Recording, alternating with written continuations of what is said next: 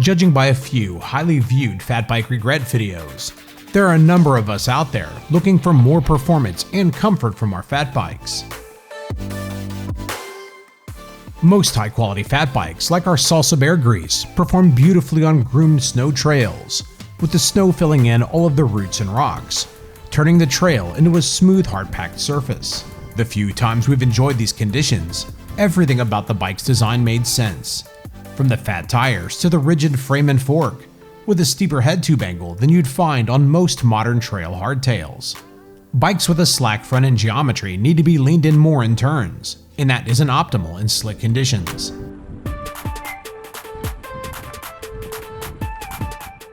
Like many others, most of our riding is done on days without snow, in frozen or mostly dry conditions strewn with puddles, slick sections, and bumps of all sizes fully exposed.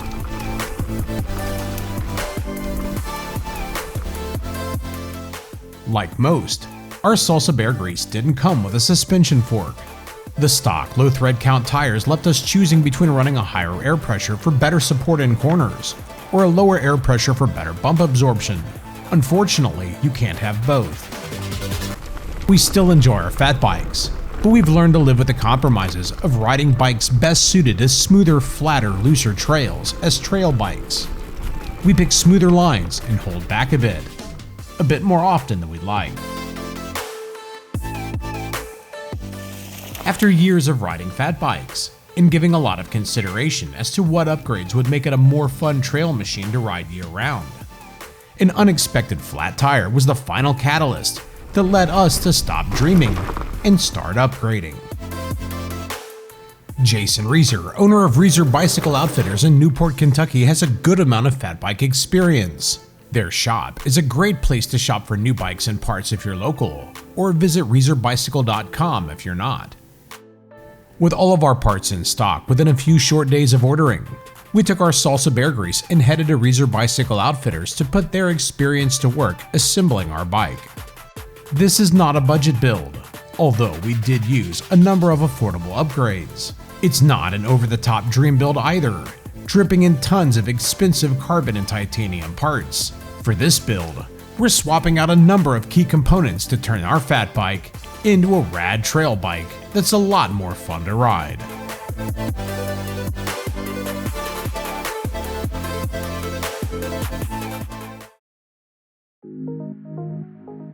The stock 26x4-inch 27 TPI 45 North Husker Du tires our Beargrease came spec'd with provided good grip and were fast rolling in packed snow and dirt.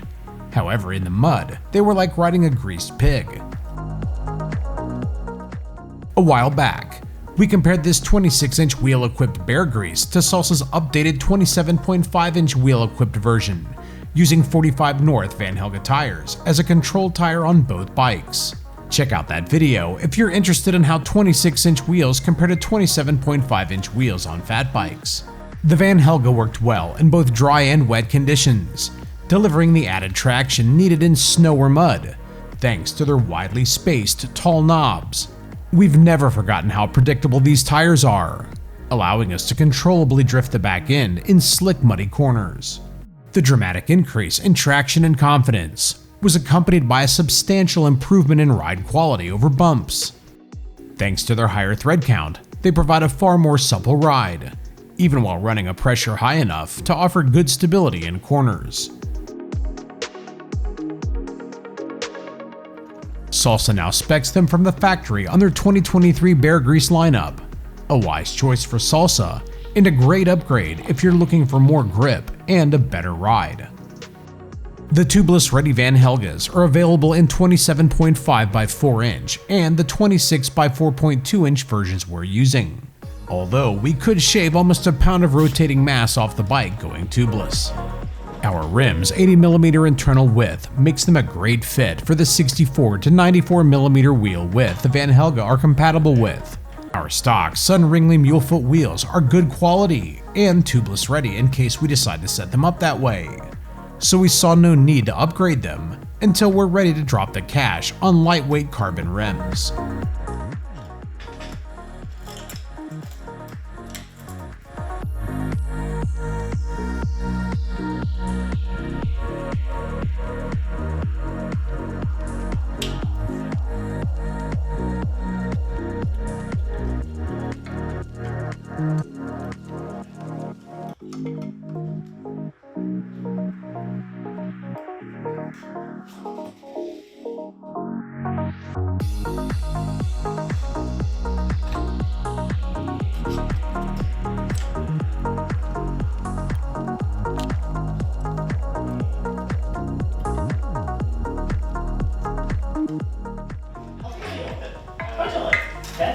This is where it just falls out from under me too. I haven't been to that in several years. That's not going anywhere.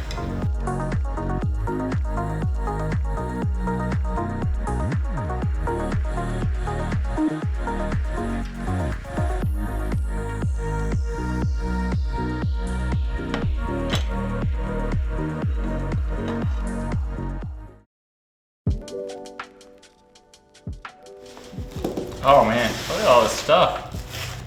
Got some koozies in there. Woo. If your fat bike didn't come with a suspension fork, it's arguably the most important upgrade you can make for trail riding to increase control, speed, and reduce fatigue. With a lengthy background in power sports, we were immediately attracted to the inverted design and unique features of the twin air chamber equipped suspension fork from Wren Sports. Carbon fiber. Oh no, straight up they are. Oh yeah. The Wren's 36mm lower legs are the same diameter as the uppers on the Fox 36, regarded as a respectably rigid trail fork. With massive 43mm upper tubes, the Wren should feel quite rigid and precise. With the smaller, lighter tubes on the bottom and the fork compressing upwards, there's less unsprung mass for better suspension feel. Internally keyed stanchions prevent twisting, negating the need for a bridge. Another thing making this fork special is its twin air chamber. Filled at the top of the left leg, the upper air chamber is used to set your initial spring rate and sag. Adding air to the bottom air chamber at the bottom of the left fork leg is like adding volume spacers to a conventional fork, making the travel more progressive. A 5-way index knob on the top of the right leg controls low-speed compression damping and can fully lock out the fork. A non-index knob at the bottom of the right leg controls rebound damping. Wren's sealed all-weather damper is said to help prevent performance loss in extremely cold conditions. We'll go through the fork setup process a bit in an upcoming test video of this build.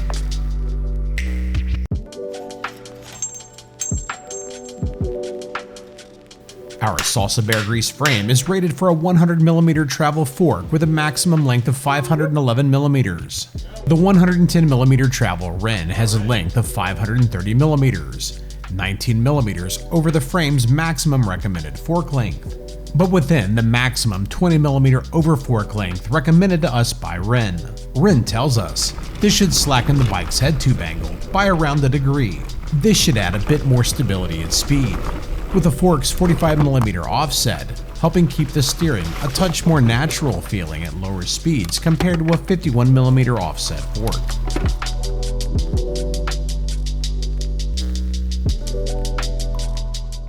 At 4.7 pounds, the Wren is definitely heavier than the seemingly weightless carbon fiber factory Salsa fork. However, if it works well, it's definitely worth the weight. We're not gonna lock it all the way down yet. We're just gonna get her into position there.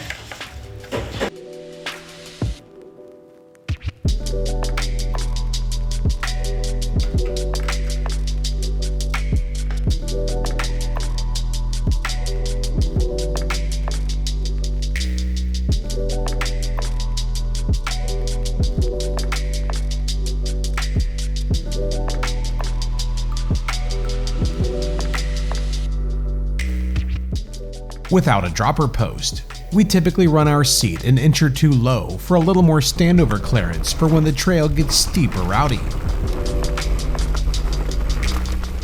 The dropper post lets you run the correct seat height for maximum pedaling efficiency. It can be lowered with the push of a button for hanging off the back on steep downhills, or for squatting lower over the bike for greater control and suspension action from your body.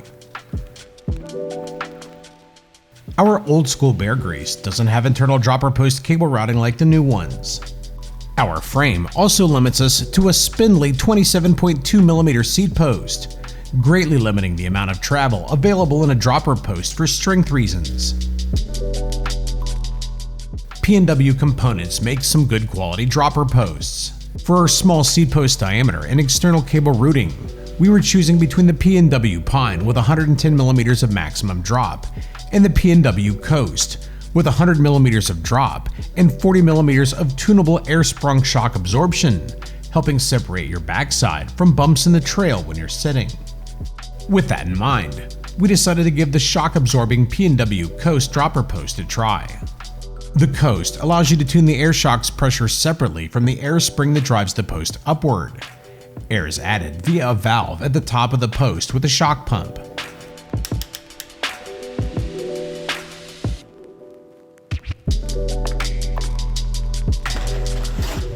Got our loam lever. Ooh, that's matchy-matchy. To optimize the dropper's actuation and feel, we installed PNW's latest generation Loam 2 dropper lever. It appears to be well constructed, manufactured of CNC'd aluminum, with a silicone thumb pad that was conveniently available in purple, in addition to a number of other colors.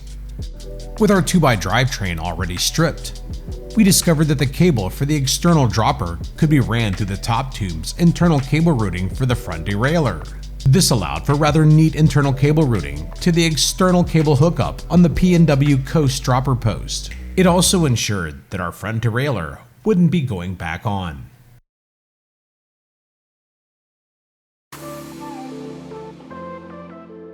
Two-by drivetrains found on older or less expensive fat bikes weigh more, have more chain slap, a greater tendency to drop the chain, the added complexity of a front derailleur, and a more cluttered cockpit, with 2 shifters and 2 derailleur cables. Ditching the front shifter, derailleur, and cables saves some weight, and leaves plenty of room on the left side of your handlebars for your dropper lever. At this point in the upgrade process, now seems like the ideal time to start enjoying all the benefits a 1x drivetrain provides. Box Components Prime 9 drivetrains feature an 11 to 50 tooth cassette, delivering the range of a 12-speed on a 9-speed cassette. Actually, it looks pretty nice. You got this nice aluminum there. It's all metal. Super metal. Clutch is tight. Good action. So, it's a good derailleur. The cassette is compatible with a Shimano HG Freehub driver, making a 1x upgrade easy for lots of bike owners. Having seen positive reviews of Box Components high-end Box 1 and entry-level Box 3 Prime 9 drivetrains, we went with their reasonably priced mid-level Box 2 drivetrain. It includes the Box 2 Prime 9 multi-shift shifter, X-wide rear derailleur, 11 to 50 tooth cassette, nickel-coated chain, shift cable, and housing. The 9-speed drivetrain allows for the use of a thicker chain and cog set, which could yield a longer-lasting drivetrain than a 12-speed, depending upon Box Components' material quality. Box 1 uses slightly different materials primarily for weight savings, most significantly in the cassette.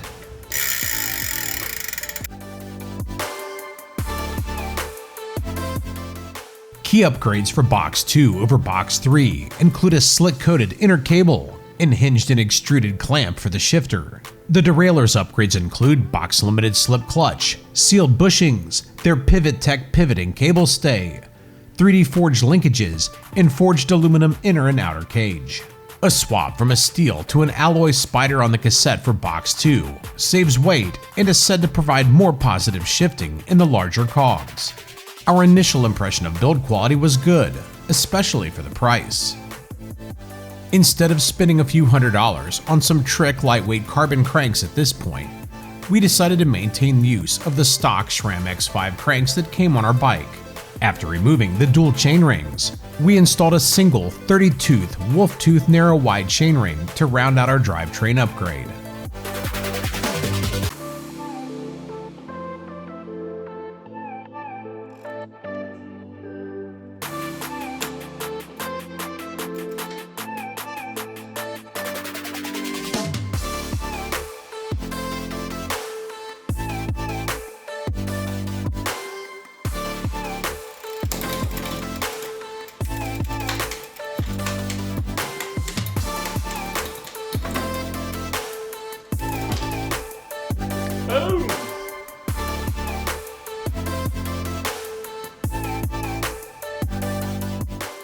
For the controls, we utilized an appropriate length 70mm Renthal Apex stem and 740mm Renthal Fatbar Lite aluminum handlebars. The bars are a little narrow by today's standards, but we're already comfortable with them on this bike, and they're helpful when stuffing it between narrowly spaced trees on the trails we commonly ride. Despite taking a beating and surviving numerous car washes, the 6-year-old Catalyst pedals are still spinning freely and working flawlessly with zero maintenance. We love the thin, large platform design of these pedals for the stability, the way that they disperse impacts across the bottom of our feet, and their lower center of gravity. The controls were finished off with a fresh pair of purple PNW Loam XL Grips. We decided to try the larger diameter XL grips to see what impact they had on fatigue and control. Just when we thought we were wrapping up the build, we noticed that the air filler cap on the top of the Wren fork was barely making contact with the down tube on the bottom of our Salsa Beargrease. Fortunately, Greaser Bicycles was able to order up a solution. King Creek actually makes these taller crown races that fit right in there. Chris King, a couple manufacturers do this, but you can just... So we'll pull this back off and put this down onto the crown.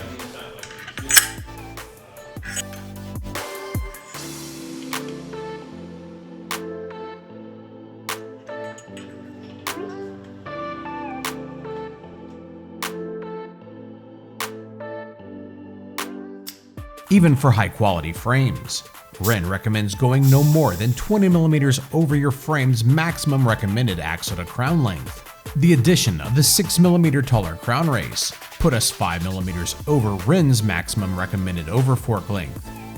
The fork's travel, or axle to crown length and travel, can be tuned between 80 and 110mm internally. Since we needed to go into the fork to shorten its axle to crown length and travel, we decided to back travel down to 90mm. 20. You got this 10. So I think we're using the 20. This made our axle to crown length just 5mm over Salsa's maximum recommendation, and well within the 20mm over recommended by Wren.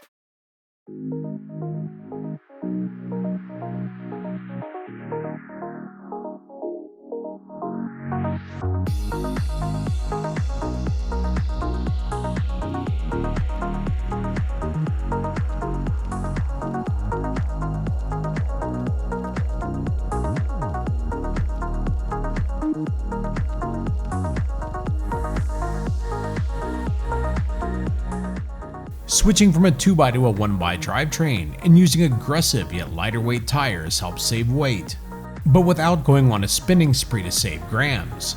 Switching from a rigid carbon fiber to a suspension fork and adding a dropper post added a few pounds to our bike. We've added the upgrades to a fully rigid fat bike that we believe are most necessary to transform it into a fun-to-ride year-round trail bike. Next, we'll hit some easy and not so easy trails to put it to the test.